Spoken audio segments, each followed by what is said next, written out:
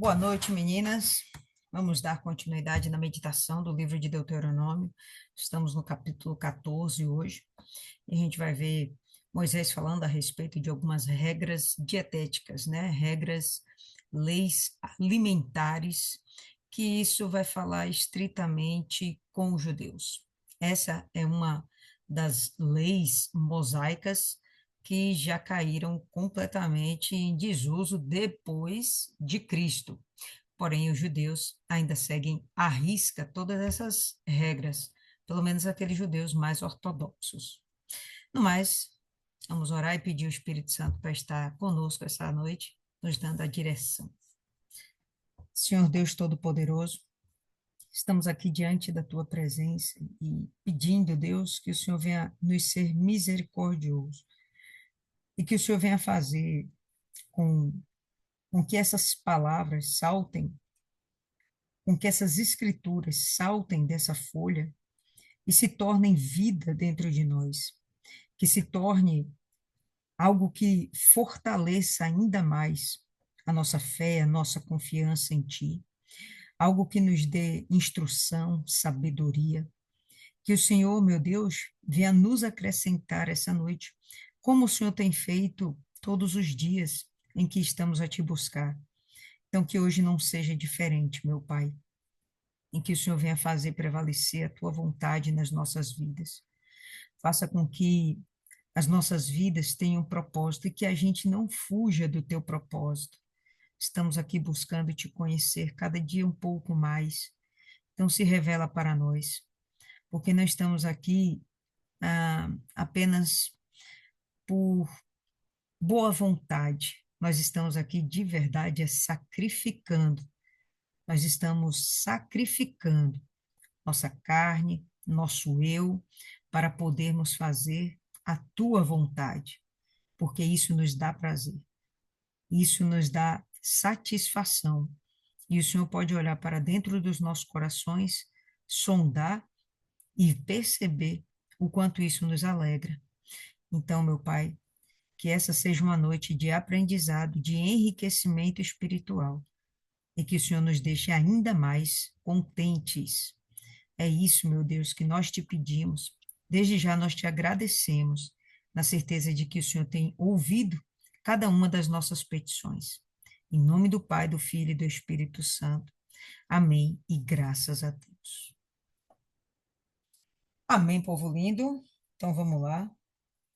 Deuteronômio 14, verso 1. Vamos começar assim.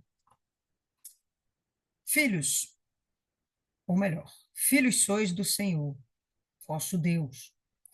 Não vos dareis golpes, nem sobre a testa ferireis calva por causa de algum morto, porque sois povo santo do Senhor vosso Deus. E o Senhor vos escolheu de todos os povos que há sobre a face da terra, para lhe serdes seu povo próprio. Quando a gente lê esses versos, automaticamente nós somos remetidos ao capítulo anterior. Lembra que no capítulo anterior nós meditamos e vimos que aquelas pessoas, mesmo que nos fossem muito próximas, muito queridas, se elas, porventura, nos convidassem para, para seguir outros deuses e nos desviar do Deus verdadeiro, dos caminhos do Senhor, era para que nós fôssemos os primeiros a apontá-lo como alguém que fosse um traidor dentro da congregação e seríamos os primeiros a tentar contra essa pessoa para que ela fosse morta, eliminada da congregação, sem sombra de dúvidas. Isso não seria uma coisa fácil de fazer. Imagina aí você ter de matar um parente, um ente querido, um amigo muito íntimo, porque ele intentou desviar você da presença de Deus. Por mais que a causa fosse legítima e que, segundo o olhar de Deus, isso fosse justo, sem sombra de dúvidas, isso doeria no coração de qualquer pessoa, de qualquer ser humano. Faríamos o que foi mandado, mas dentro do nosso coração certamente haveria algum pesar. Bom, quando a gente vê esses dois versos aqui, a gente vai perceber que Deus não nos permite esse tipo de luto. Vamos ver o verso 1 de novo? Filhos sois do Senhor, vosso Deus. Não vos darei golpes, nem sobre a testa fareis calva por causa de algum morto. Ou seja, não vão lamentar morto algum. Podemos entender aqui, né? Eu estou falando que, de primeiro momento, o que você vai pensar é justamente que ele está se referindo àquelas pessoas que foram mortas, porque o capítulo 13 basicamente fala de matar pessoas, por mais que elas fossem muito próximas e até mesmo familiares, caso essa pessoa estivesse desviando outras pessoas da presença de Deus. Então, no primeiro momento, parece que isso aqui é continuidade do texto anterior, e não era para que a gente sofresse por aquelas pessoas. Porém, em um segundo momento, vocês podem pensar aqui que esses hábitos, como ele cita aqui, de se dar golpes e, e fazer calva, né, raspar a cabeça por meio de algum, por causa de algum morto, a gente pode lembrar que isso aqui faria ou fazia parte de rituais espirituais a falsos deuses. E que seriam deuses que não são deuses, também poderiam ser chamados de mortos.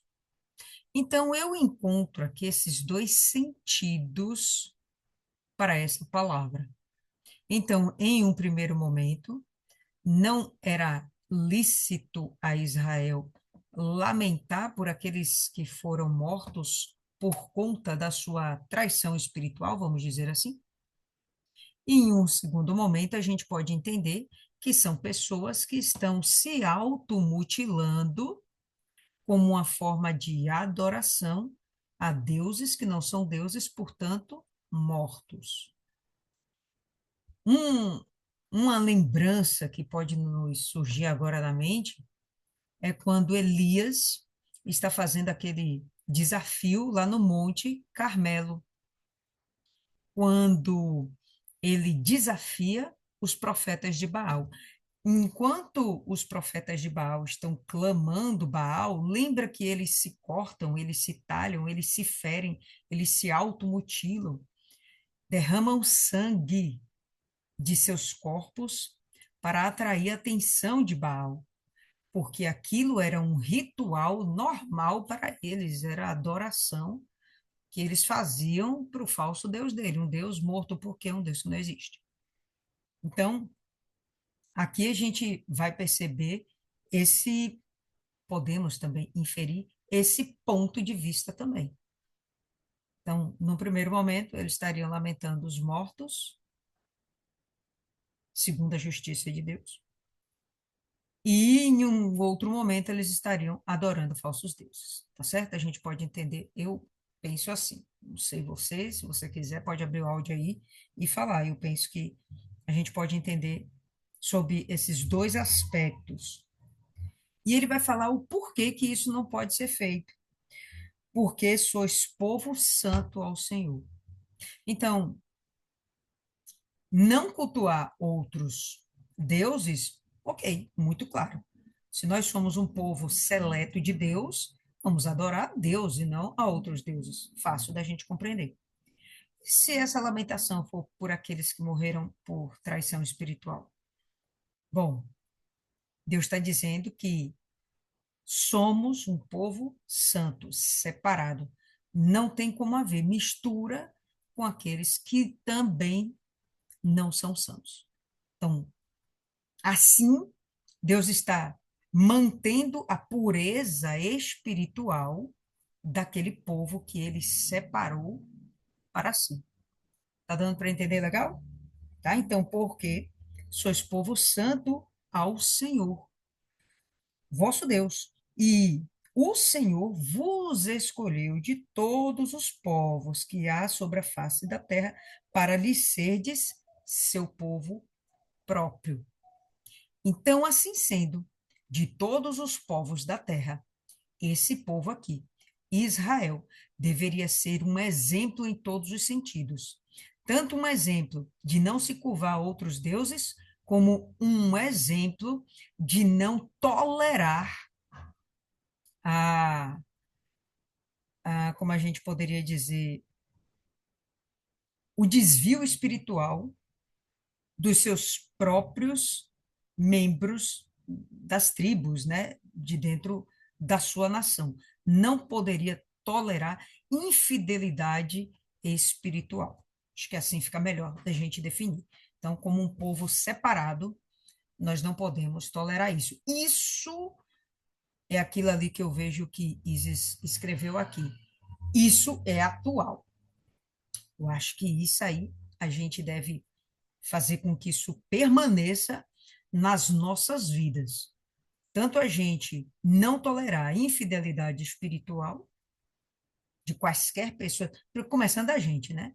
E depois de quaisquer pessoas que estejam em nosso vínculo de alguma forma, causando uma separação entre a gente e aquela pessoa ou aquelas pessoas. Hoje não saímos aí matando, apedrejando ninguém, porém a gente tira do nosso, não sei se essa seria a palavra certa, mas eu vou falar isso aí, tirando do nosso coração os infiéis a Deus. E de alguma forma nós estaríamos matando essa pessoa dentro da gente. De alguma forma é chorar pelos mortos, né? Se a gente chorasse por essas situações, né? De termos de nos desvencilhar de pessoas assim. Então, a gente tem que se afastar. Em um segundo momento, nós não devemos também nos inclinar a falsos deuses, não devemos estar envolvidos com nenhuma forma de idolatria, nada que desagrade ao Senhor. Por quê? Porque somos povo santo ao Senhor. Povo santo. Não comereis coisa alguma abominável. Abominável aos olhos de quem? Aos olhos de Deus. Tá? Então, essas regras Deus deu, não aqui necessariamente em Deuteronômio. Vamos relembrar que Deuteronômio é uma releitura, né? Uma reedição, acho que fica melhor, uma reedição das leis de Deus que foram dadas lá em Levítico, em Número, em Êxodo, certo? E aqui a gente está tendo uma releitura. Então, não é Deus necessariamente que está falando, mas Moisés que está relembrando o que foi dito. Ok, e assim sendo, Deus havia dito que determinados animais não deveriam fazer parte da dieta de Israel. Determinados animais não poderiam fazer parte. E aqui ele vai descrever alguns. Por quê? Pessoal, eu sinceramente não vou ter respostas para esse tipo de pergunta. Não faço nem ideia por que que Deus separa uns e despreza outros, tá? Não sei, não sei. Mas a gente pode aventurar alguma coisa a respeito de um ou outro animal, mas de todos os animais que aqui são descritos, eu sinceramente não faço muita ideia. Então, foi a vontade de Deus. Se alguém tem até algo a mais para acrescentar, compartilha, tá certo? Que eu não tenho muito a acrescentar a respeito disso, sinceramente. Mas ele vai discorrer aqui, nos próximos versos, alguns animais que são permitidos e outros que não são permitidos que Israel se alimente. Então, não comereis coisa alguma abominável, segundo a vontade do próprio Senhor, segundo o olhar do próprio Senhor. São estes os animais que comereis: o boi, a ovelha, cabra, o veado, a gazela, a corça, a cabra montês, o antílope, a ovelha montês e o gamo. O gamo é como se fosse uma outra espécie de veado.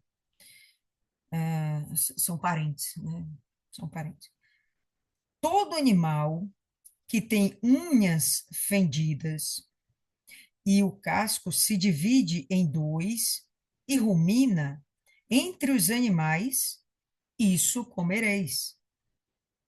Porém, estes não comereis. Dos que somente ruminam ou que têm a unha fendida, o camelo, a lebre e o arganaz, porque ruminam, mas não têm a unha fendida, imundos vos serão.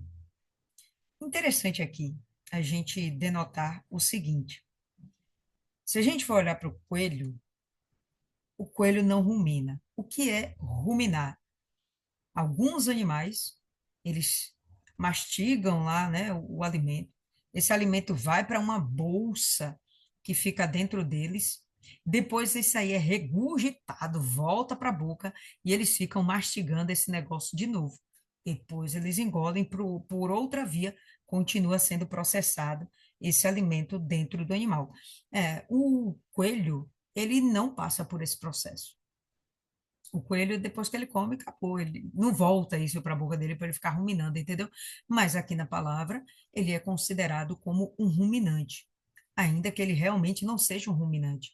E tudo bem, pessoal, porque para o conhecimento daquela época, o conhecimento científico, vou dizer assim, né? Um conhecimento de biologia, não era assim algo tão apurado que fosse descritivo para dizer quem rumina ou quem não rumina. Agora, se vocês já viram um boi comendo, vocês vão ver que ele fica mastigando, mastigando, mastigando, mastigando, mastigando. E se vocês já viram um coelho comendo, é a mesma coisa, ele fica mastigando, mastigando, mastigando, mastigando. A diferença é que um engole e não volta mais, o outro engole e volta ainda. E por isso, sim, esse é o ruminante, que ele vai e rumina novamente esse alimento. Não acontece isso com o coelho. Porém, eu acho que para facilitar o entendimento do israelita, né, isso foi colocado dessa forma porque ele olharia o coelho, perceberia que o coelho rumina, mas ele não tem a pata fendida. Então, assim sendo, ele deve ser desconsiderado, tá certo? Então, aí ele vai continuar aqui. Ele vai ser considerado como um animal imundo, né? E em sendo um animal imundo, esses daqui não devem ser usados para alimentação. Não sei qual o problema, tá? Não sei por exemplo, se a gente pensar num porco, a gente até consegue imaginar a imundície do porco, né? Vive na lama. Mas o coelho é um bichinho muito limpinho, diga-se de passagem. O que ele faz é muito fedorentinho, mas ele não fica se misturando lá com as fezes, a urina dele. Não, ele sempre vai procurar um lugar limpinho para ficar. Ele não fica fedidinho, sabe? Então, por que ele seria um animal imundo? Ele não come carcaça, ele não come carniça, ele não come coisa podre. Então, entende? Eu, sinceramente, não sei por quê, mas Deus o sabe. E serviu como regra, tá certo? Para a nação de Israel. Imundos vos serão. Nem o porco, porque tem unha fendida, mas não rumina. Imundo vos será. Então, não bastava ter a pata fendida, ele ainda tinha que não ruminar. Não bastava ruminar, tinha que ter a pata fendida. Mas existem vários outros animais que não estão colocados nessa lista e se consideraria como puros, ou até mesmo impuros, e não são colocados nessa lista. Sinceramente, eu não faço ideia do porquê. Aqui, eu imagino que o importante para Israel era só obedecer, e ponto final. Pode comer, come, não pode comer, não come. E alguns desses poderiam ser sacrificados, outros não poderiam ser sacrificados, né? Então, poderia matar para comer, mas não poderia matar para oferecer como oferta de holocausto a Deus. Então, são regras que Deus determinou e só ele para explicar mesmo quando a gente subir, não sei. Nem o porco, porque tem unha fendida, mas não rumina, imundo vos será. Destes não comereis a carne e não tocareis, no seu cadáver. Outra coisa, não, não só desses animais não poderia tocar o cadáver, né? Eles não poderiam tocar no cadáver de nada, nem animal e nem ser humano, né? Quando eles tocavam no cadáver, eles eram considerados impuros e tinham que passar por um processo de purificação, que poderia acontecer no mesmo dia ou às vezes se levava alguns dias, dependia da situação. Esse ritual era determinado, né? Por Deus, o sacerdote ensinava isso ao cidadão e aí o cidadão fazia a sua purificação. Aí, Isa está colocando aqui, né, que esses animais são animais selvagens e que poderiam ser portadores de vírus ou bactérias ou algum agente agressor ao ser humano e ele ser um transmissor, né, um vetor. Pode ser sim, sem dúvidas. Isto comereis de tudo o que há nas águas. O quê? Tudo que tem barbatanas e escamas. Mas tudo que não tiver barbatanas nem escamas, não comereis. Imundo vos será. Então, eles poderiam comer peixe, sim, desde que se adequasse a isso aqui. Tinha que ter barbatana e tinha que ter escama. Ah, não tem barbatana, não tem escama. Não pode ser usado como alimento. Seria algo imundo. Toda ave limpa comereis. Estas, porém, são as que não comereis. A águia, aí, a pobre da águia nesse negócio. É o cação, né? Não poderia comer, ele não tem escama, né? Estas, porém, não são as que não comerei. A águia, o quebrantoço, a águia marinha, o açô, o falcão e o milhano. Então, alguns desses animais eu não faço ideia do que seja, mas era uma ave considerada impura, segundo a sua espécie, e todo corvo, segundo a sua espécie, o avestruz, a coruja, a gaivota e o gavião, segundo a sua espécie, o mocho, a ibis, a gralha, o pelicano, o abutre, o corvo marinho, a cegonha e a garça, segundo a sua espécie, a polpa e o morcego. Alguns desses animais até faria bastante sentido para mim, porque eles comem carniça, né? É, comem carcaça. Então, faz muito sentido eles serem considerados imundos, mas não são todos. Alguns eles caçam e usam a presa fresca para se alimentar, né? Outros aqui vão se alimentar de cadáveres mesmo. Também todo inseto que voa vos será imundo, não se comerá. Aí eu fiquei pensando, e o gafanhoto, que o homem de Deus lá comia junto com o mel? O gafanhoto não voa? E ele não é um inseto? Não sei, não sei, não sei, não sei. Estranho, muito estranho isso aqui. Toda ave limpa comereis. Não comereis nenhum animal que morreu por si. Vai que é um animal que estava doente e acabou morrendo. E aí eu vou concordar aqui com Isis, é, é um animal que está contaminado, tem alguma peste lá nele e que pode passar isso para o ser humano. Então, não come, né? Você não sabe o que que tem lá, melhor não comer. Certinho, faz sentido para mim. Não comereis nenhum animal que morreu por si. Podereis dá-lo ao estrangeiro que está dentro da tua cidade, para que o coma, ou vendê-lo ao estranho, porquanto sois povo santo do Senhor, vosso Deus. Não cozerás o cabrito no leite da sua própria mãe.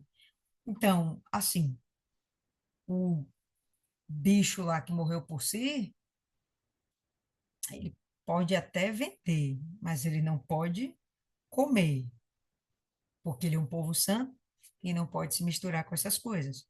Até porque o bicho que morreu por si já é em si um cadáver, né? E eles não poderiam tocar no cadáver.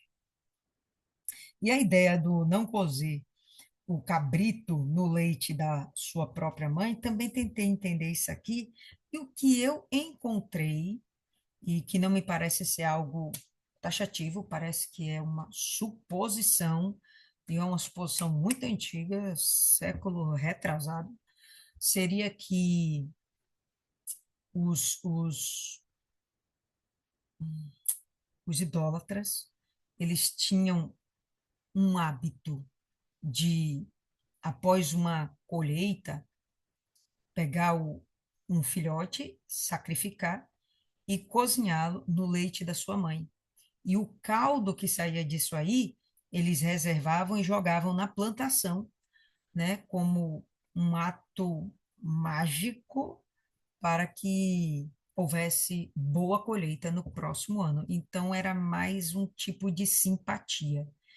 E por conta disso, Deus não aprovava esse tipo de comportamento, que nem lá em cima a gente viu também, né, de automutilação, que seriam coisas relacionadas à idolatria. Mas, sinceramente, não sei dizer para vocês. O que eu sei dizer é que o McDonald's de lá de Israel não tem queijo, porque o queijo vem do leite e a carne vem do animal e não dá certo misturar a carne com o derivado do leite. Então, o McDonald's de lá de Israel, o hambúrguer nunca vem com queijo. Isso é lei, inclusive lá. O McDonald's sabe que não pode fazer essa mistura. Certamente darás os dízimos de todo o fruto das tuas sementes, que ano após ano se recolher do campo. Ok? Isso aqui não parece nada de extraordinário. O que talvez venha divergir um pouco da nossa realidade é que ele fala aqui de um plantio, de um trabalho que ia ter um resultado só após um ano. Nós não, né? Algumas de nós aqui recebem dinheiro todo dia. Tem gente que recebe por quinzena, tem gente que recebe por mês, não é? Então, o nosso dízimo, ele pode ser dado não no final de um ano, mas nós podemos dar de acordo com a nossa renda, né? Então, se a gente ganha todo dia, a gente pode dar dízimo todo dia. Se é semanal, se é mensal, ok. Então, mas a gente tem esse mesmo princípio. O dízimo, ele não foi de forma alguma desprezado, ele continua valendo. Antigo Testamento, Novo Testamento, continua valendo, tá certo? O que a gente vai observar apenas é essa diferença. Eles davam o dízimo daquilo que vinha na mão deles. O que que vinha na mão deles? Eles viviam da terra, né? Eles viviam da pecuária, então era o gado não nascia todo dia um, né? Então tinha o tempo certo. O plantio não era toda hora que dava, então tinha o tempo certo. E por isso é que ele vai falar que o dízimo deveria ser levado todo ano, porque ao final do ano aquilo ali era juntado, né? Os primeiros frutos, o primeiro gado, né, o primeiro filhotinho, então pegava aquilo ali, reservava e era servido, oferecido a Deus, melhor dizendo, ou devolvido a Deus como dízimo, né? Mostrando uma total dependência de Deus, mostrando uma consideração, uma reverência ao próprio Deus, entendendo que tudo que nos vem, tudo que Israel tinha, vinha do próprio Deus. O que nós estávamos fazendo é apenas devolvendo o que era dele e apenas uma parte como forma de consideração, certo? Certamente darás o dízimo de todo fruto das tuas sementes. Esse certamente aponta para um fato que não era passível de você escolher. Vou obedecer ou não vou obedecer. É uma lei, é uma regra. Deus exige obediência a isso aqui. Como essas regras dietéticas, que Deus esperava uma obediência a respeito disso, era o povo separado, eles tinham que se alimentar dessa forma, para mostrar serem exemplos para o mundo de quem era Deus, e, enfim, não era passível de, esse ano eu devolvo, não, ano que vem eu não devolvo. Não tem isso, tá? Hum, E perante o Senhor teu Deus, no lugar que escolher para ali fazer habitar o seu nome, comerás os dízimos do teu cereal, do teu vinho, do teu azeite, dos primogênitos das tuas vacas, das tuas ovelhas, para que aprendas a temer o Senhor teu Deus todos os dias. O dízimo é para que nós aprendamos a temer a Deus. O dízimo é uma reverência. O dízimo é você mostrar que Deus está acima de todas as coisas, que você não depende do que ele te deu, você depende dele. Então, o dízimo é algo precioso e que revela o quão apegada a Deus você é. O dízimo revela, né? Você ser fiel no dízimo revela o tanto de consideração, o tanto de gratidão que você tem para com Deus. Porque Ele te provê de tudo e você ainda é capaz de abrir mão de algo apenas para dizer: eu dependo é do Senhor, não disso que o Senhor me deu. É precioso, é importante, eu vou usar, vai servir, mas eu dependo é do Senhor. Então vamos lá. É, outra coisa para observar é que tem o lugar certo de você apresentar o seu dízimo. Qual é o lugar? Aquele lugar que Deus determinou. Nós hoje congregamos em determinado local, né, uma determinada localidade. Em princípio, é ali que nós deveremos oferecer nossos sacrifícios, dízimos e ofertas a Deus. É naquele local. Foi onde definimos para que nós pudéssemos permanecer adorando a Deus. Foi naquele lugar, tá certo? Mas Israel, eles tinham um lugar apenas para que pudesse ser feito. Falamos disso há uns 2, 3 capítulos atrás, na é verdade? Então, tinha um lugar. Então, o lugar final vai ser Jerusalém, mas eles vão passar por alguns outros lugares, como a gente já citou. Gilgal vai ser o primeiro lugar que Deus vai determinar para que ali sejam trazidos os dízimos, as ofertas, a adoração a Deus. Depois esse lugar passa para Siquém e, enfim, chega até Jerusalém. Tem um outro lugar no meio do caminho disso aí, eu não estou lembrada agora, tá certo? Mas é Siló, Siló. Vai para Siquém, depois vai para Siló e, finalmente, para Jerusalém, tá? Então, vai ter um lugar onde eles vão ter que levar os seus dízimos.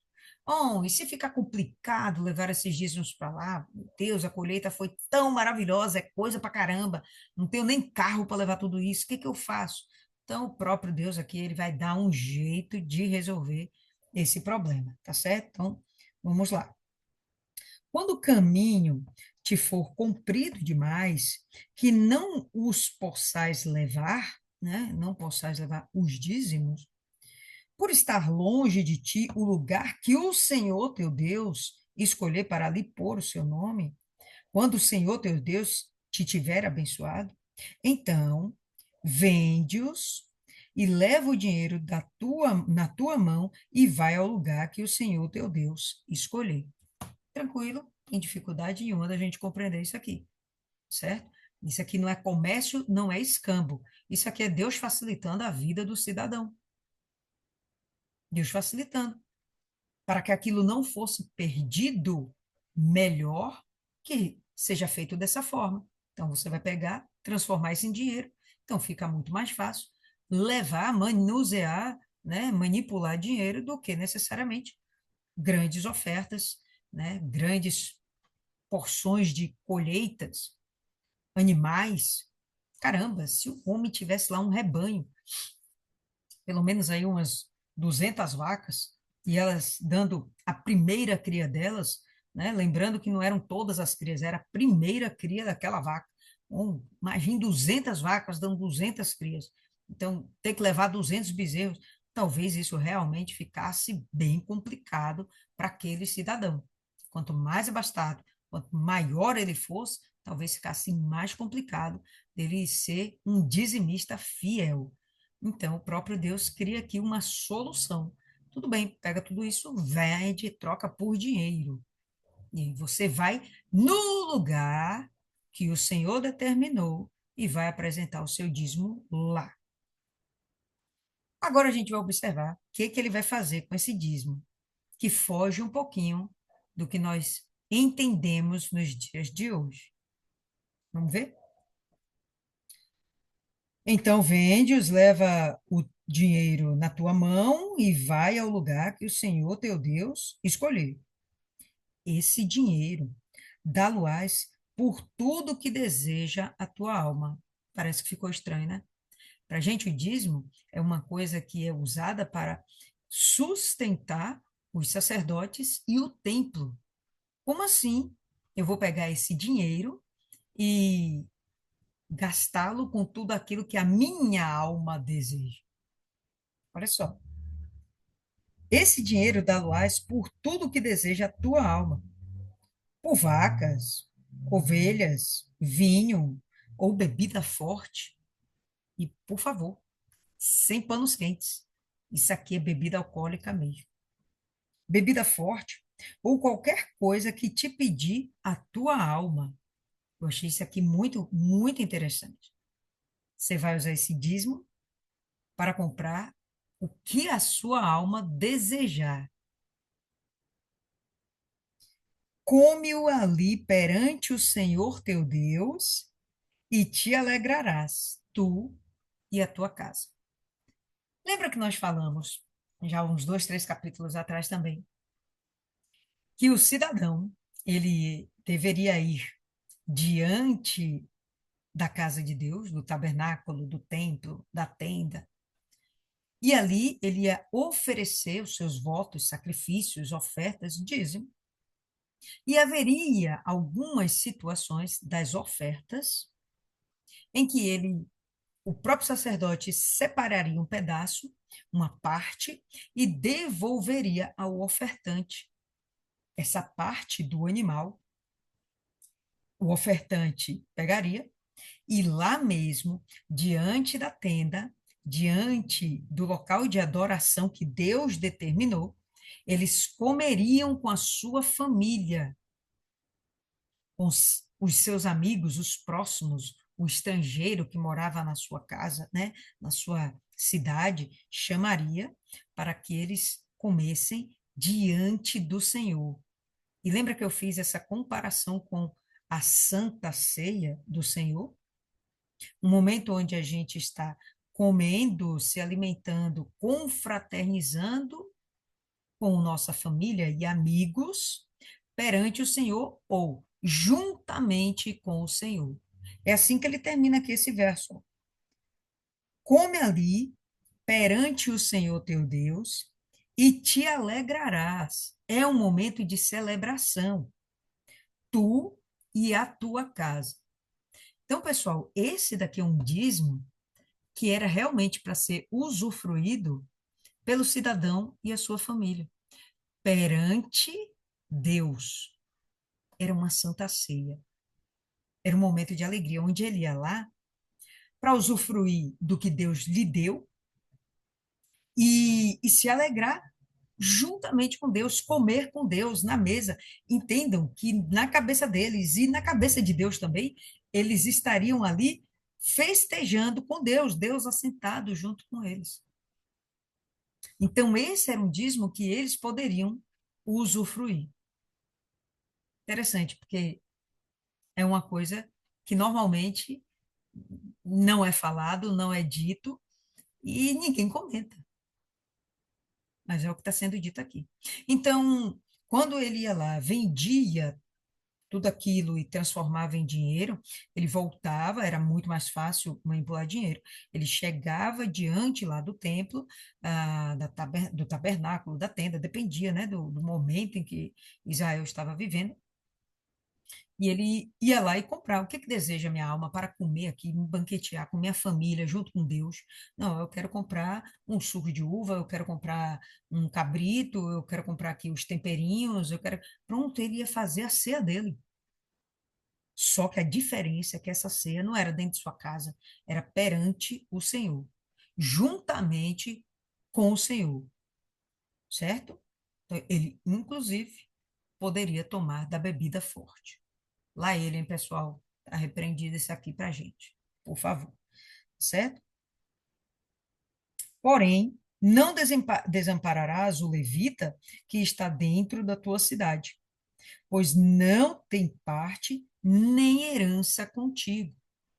Então, o levita, ele deveria também ser chamado para participar desses momentos, ok? Aqueles que estavam sob os cuidados, vamos dizer assim, dele, né? Do ofertante, né? Do dizimista, aqueles que estavam sob cuidado deles, né? Sob a possessão deles, né? Os estrangeiros, tal, eles também deveriam participar disso aí. E depois a gente vai ver que haverá um momento especial, inclusive, para eles. Olha lá. Então, ao fim de cada 3 anos, tirarás todos os dízimos do fruto do terceiro ano. Então, vamos contar 1 ano, 2 anos, 3 anos. No terceiro ano, os dízimos, vamos lá? Tirarás todos os dízimos do fruto do terceiro ano e os recolherás na tua cidade. Então, virão o levita, pois não tem parte nem herança contigo, o estrangeiro, o órfão e a viúva, que estão dentro da tua cidade, e comerão e se fartarão, para que o Senhor teu Deus te abençoe em todas as obras que as tuas mãos fizerem. Então, esse daqui, o do terceiro ano, é um dízimo, onde ele vai, na verdade, atender às necessidades sociais daquela localidade, da cidade onde ele está. Ele ia separar, ia marcar um banquete. Galera, hoje é o dia, é o grande dia do banquete que o Senhor provê para vocês. Dessa forma, eles estariam fazendo obra de Deus, atendendo às necessidades de pessoas necessitadas. Ele fala, ó, e para que o Senhor teu Deus te abençoe em todas as obras que as tuas mãos fizerem. Eles vão ser abençoados em tudo que eles fizerem, porque eles estão fazendo a vontade de Deus, atendendo à necessidade do próximo. E isso a gente já sabe. Quando a gente cuida de outro, né, Deus vai e cuida da gente. Nada novo para a gente, mas o que a gente observa aqui é que existem dízimos, isso também é novo para mim, dízimos que não deveriam ser levados ao templo para a saciedade do templo, para as necessidades do templo. Não. Haveria um momento em que aquilo seria feito para o próprio ofertante e a sua família perante o Senhor. Em um outro momento, seria feito para a sociedade e aquelas pessoas que estavam necessitadas. E aí a gente vai perceber Deus tendo um cuidado tanto com o ofertante, como também um cuidado com aquele que é desamparado. E ele fala: bom, você, Israel, não vai desamparar, tá certo? Por quê? Porque nem eu os desamparei, como assim você vai sair desamparando os outros que estão sob a sua tutela, né? Estão sob o seu domínio, estão ali próximos a você, né? Na sua cidade. Então, imagina aí que era uma cidade composta, obviamente, de muitas famílias, várias famílias, né? E provavelmente muitos necessitados também. Porque se não houvessem os pobres e necessitados, não haveria necessidade de Deus deixar isso aqui instituído como lei. Instituído como lei. Mas e vocês, pessoal? O que que vocês entenderam disso? Como vocês interpretam? Alguma coisa diferente, algo novo? Quem começa aí? Quem tem essa disposição? Rosa Tavares.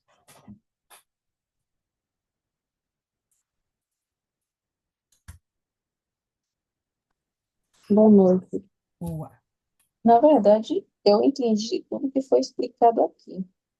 Hum, Não me apareceu assim nada novo. O que eu li aqui na nota do bispo, e em relação aos alimentos, era para proteger de doenças, que eles comessem o mais saudável possível, né? Porque o homem, ele sabia, mas não sabia de tudo. Então, eles tinham conhecimento limitado.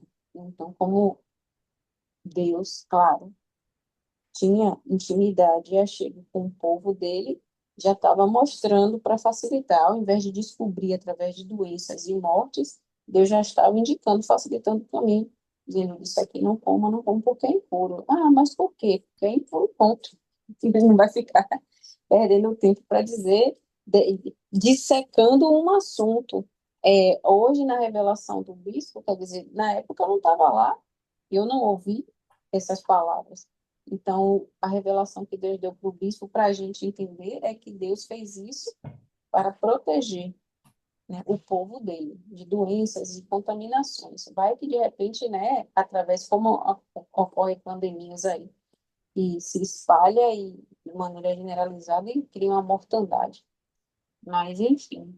E esse dízimo totalmente diferente do que a gente já conhece, ele poder vender e desse próprio dízimo se regalar junto com o órfão, os levitas, que não tinham herança, né, que era um povo exclusivo de linhagem de sacerdotes, e fazer essa ceia na presença de Deus.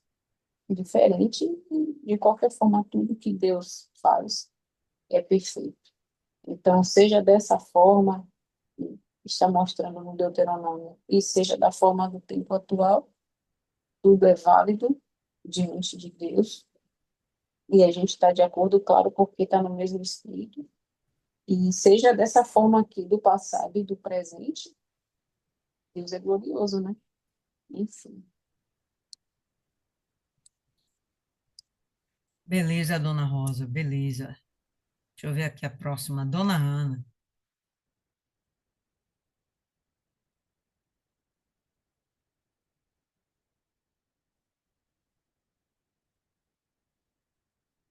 Dona Ana dormiu, dona Ana? Não acredito.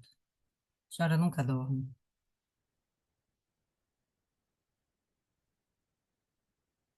Fala, Isis.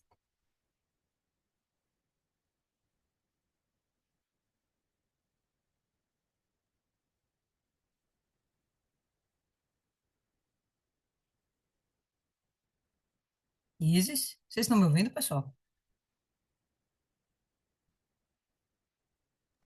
Eu estou.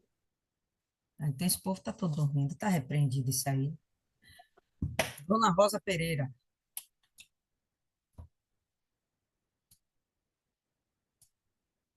Boa noite, pessoal. Oi. Bom, eu entendi aqui nesse capítulo que como Deus ele cuida dos seus escolhidos, né?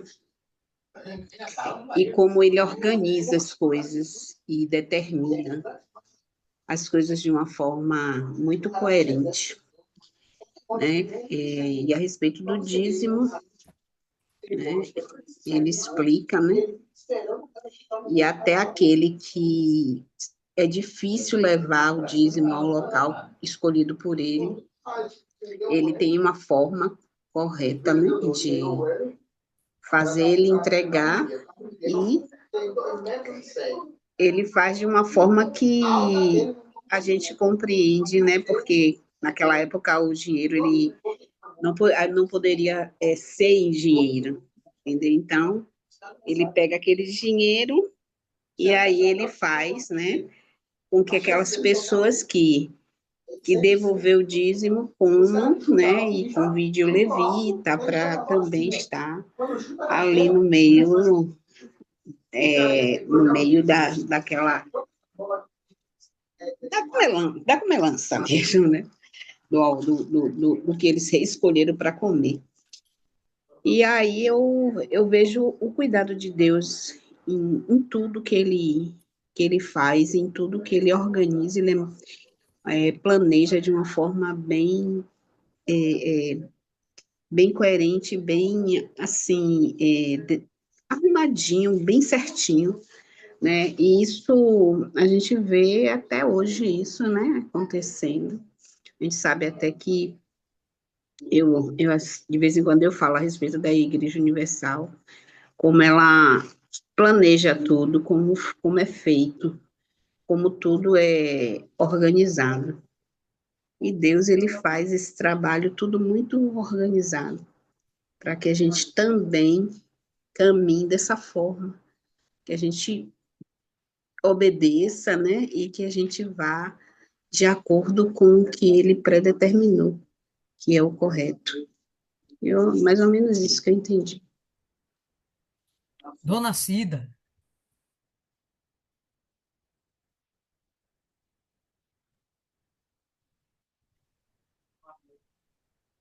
É, eu entendi aqui sobre os alimentos, né, que eu fico perguntando a diferença, né, que Deus coloca aqui entre os animais limpos e imundos. Nós cristãos, eu mesmo como carne de porco, eu me pergunto, né, que eu vejo muitas pessoas dizerem que não pode comer. É, o porco, eu queria saber se com essa dúvida, porque estava falhando mesmo, estava me falhando na internet.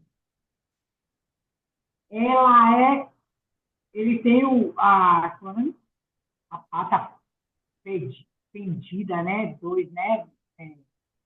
Então, a gente não poderia, né? Porque tem muitas pessoas que não comem, né? Eu acho que isso aí ele colocou assim, sei lá, se eu estou errada, para diferenciar a pessoa que obedece a ele e a que não obedece a respeito dos alimentos, né? O, eu como uma carne de porco, não sei se eu estou errada em comer, porque também naquela vez que ele botou, eu acho que aí foi no Velho Testamento que não poderia comer, não é isso? Agora a gente pode tudo, né? Não, menos os outros, né? Que comem né? Aqui como tem falando, né? Os outros que comem porcaria, a gente não vai comer, mas esse, o porco, as outras coisas a gente pode comer, né? Mas Deus botou isso para o povo dele para diferenciar da obediência, né? O povo do mundo, ele faz o que ele quer, independente da palavra de Deus. E, e o povo de Deus, não, ele tem que ser obediente à palavra de Deus. Eu entendi isso aqui. Eu estou falando assim, não entendi muito. E sobre o dízimo também, às vezes eu me pergunto, e às vezes eu faço essa pergunta para outras pessoas. E acaso se Deus pedisse a você, em vez de 10%, 90%, e a gente ficasse com 10%, eu acho que não teria um cristão, porque as pessoas, é, você fica com 10 e você me dá os 90, porque se tudo é meu, né? Tudo é dele. Então, você fica com os 10 e eu fico com os 90 para suprir a minha casa, porque o dízimo é para suprir a casa de Deus, né? Deus não precisa de nada, né? A pessoa que é dizimista fiel, a pessoa. Tem gente que se aposenta para comprar remédio, né?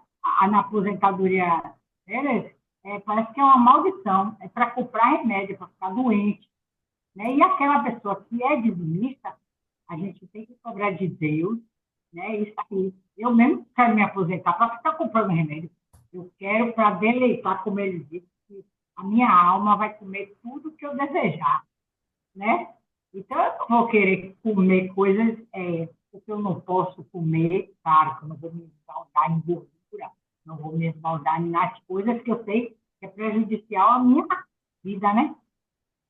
Mas eu quero comer o que eu quiser, por exemplo, estou com vontade de comer camarão, quero uma muqueca de camarão, eu vou comer, né? Porque Deus disse que o que a alma da gente desejar, né? E se a gente é dizimista, ele diz que a gente pode todas as coisas, né? O dizimista, ele tem que usufruir das maravilhas de Deus, né? Ele diz que abriria a janela do céu, derramaria bênçãos sem medida. Esse sem medida é aquilo que não é medido, né? Que cai sobre si. Esse, a mim. beleza, dona Cida.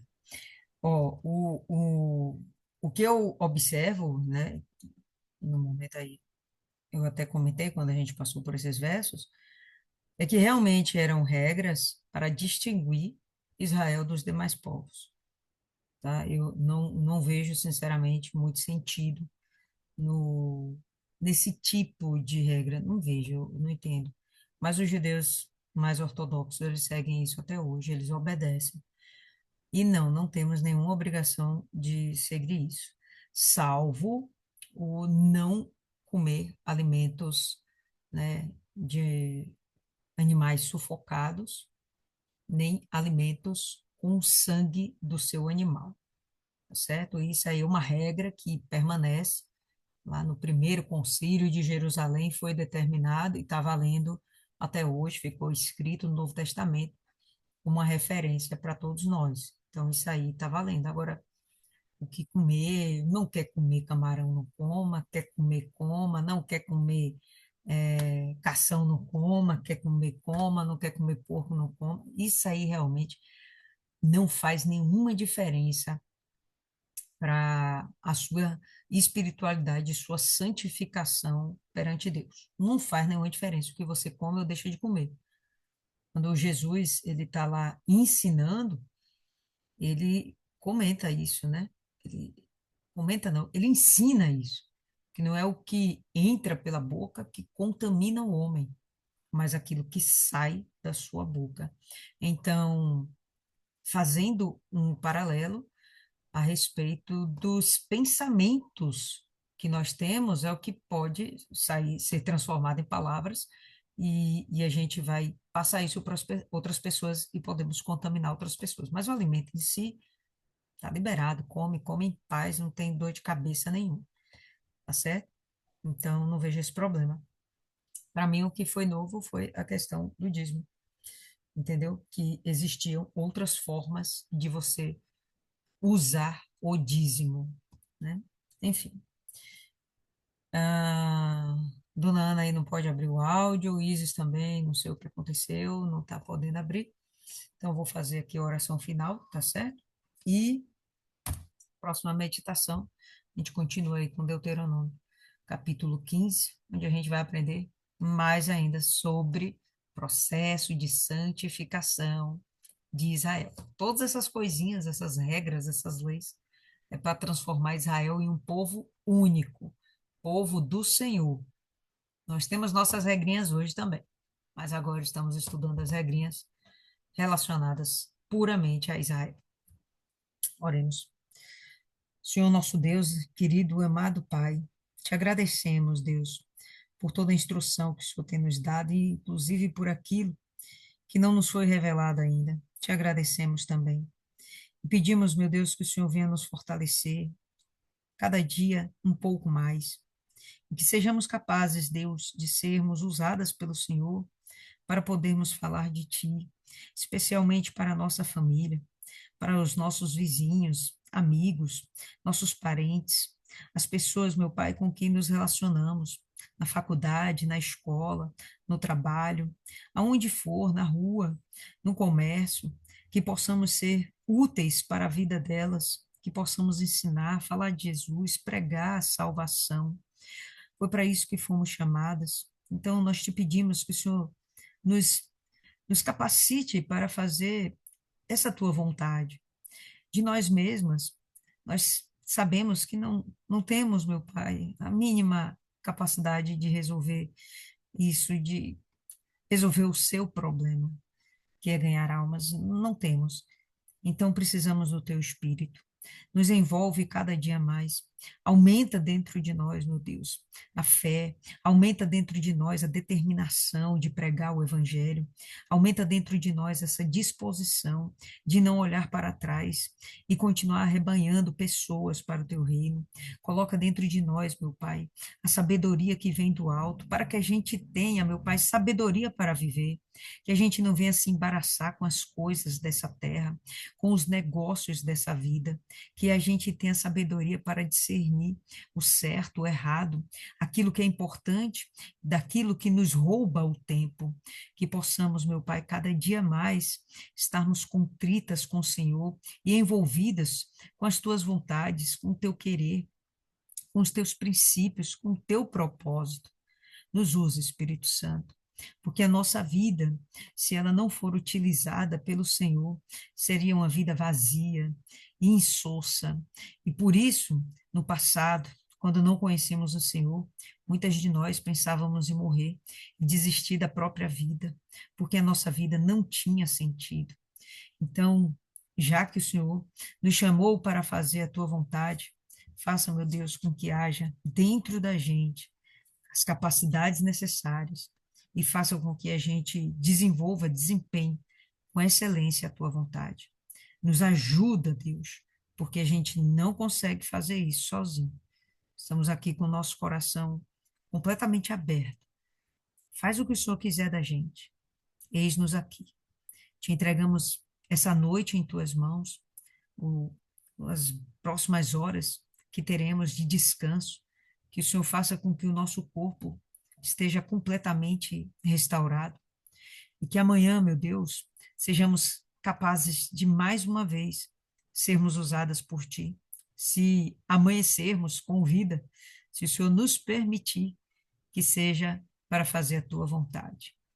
Trabalha na nossa família, cuida, meu Pai, dos nossos entes queridos, aqueles que têm o coração mais duro, que o Senhor, meu Deus, penetre, faça com que ali seja iluminado, todas as trevas venham ser dissipadas e que o Senhor venha salvar essas almas. E aqui no nosso meio, se existe algum enfermo, que o Senhor venha curar, começando, meu Deus, pela alma e então sarando todo o corpo, toda a mente. É isso que nós te pedimos e desde já nós te agradecemos porque temos a certeza de que o Senhor está muito pertinho da gente, ouvindo claramente e atendendo às nossas necessidades. Muito obrigada, Jesus. Em nome do Pai, do Filho e do Espírito Santo. Amém. E graças a Deus. Amém, povo lindo. Então é isso aí. Até a próxima meditação. Deus abençoe todas nós. Em nome de Jesus. Amém.